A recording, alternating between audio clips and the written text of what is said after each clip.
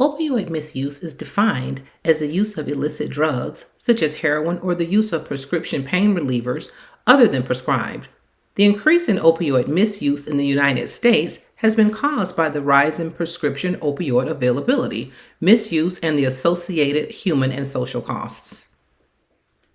The start of the opioid crisis can be tracked back to the late 1990s when pharmaceutical companies gave misleading information about opioid pain relievers not being addictive, which led to an increase in prescription rates and widespread misuse of those prescriptions. When access to prescription opiates became scarce for individuals, they turned to non prescription opioids to fulfill their addiction. Between 1999 and 2018, approximately 450,000 people died from an overdose involving any type of opioid. Thus, the opioid crisis was declared a public health emergency in 2017. Opioids are the second most widely misused drug after marijuana in adolescents aged 12 to 17. Among adolescents in a specific population that is high risk, underserved, and understudied, that is justice involved adolescents, or JIA. Opioid misuse is significant because it can affect every area of life, such as unsatisfactory grades, poor performance in sports, unhealthy relationships with friends and family, and impaired judgment. And right in our backyard are justice-involved adolescents in need of evidence-based prevention, intervention programs, and concern from researchers and public health workers. And that is the Florida Department of Juvenile Justice, FLDJJ, which is the third largest juvenile justice population in America. There are some studies that analyze the association of various risk factors with the likelihood to misuse opioids among the Florida Department of Juvenile Justice population.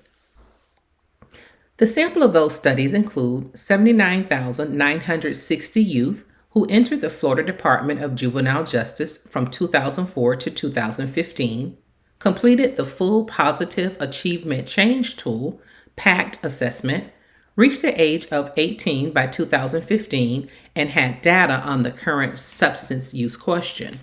The mean age was 14, 22% of the sample were female, 46% of the sample were non-Latinx Black, and most of the sample resided in either Dade or Broward County. All studies found a statistically significant relationship between past 30-day opioid misuse and low levels of optimism, living with grandparents, positive parental attitudes towards adolescent delinquent behavior, admiration of antisocial peers, school enrollment status, runaway history, gender, race, and family income. Justice-involved adolescents are a vulnerable group as they often experience high rates of trauma, post-traumatic stress disorder, suicidal ideation, polyvictimization, and substance misuse. The studies discuss support the vulnerability that exists among this high-risk population and shows a need to bridge the gaps between research, policies, and practices. Some recommendations are more focus on wraparound services and collaboration across relevant systems such as schools, courts, families, and communities.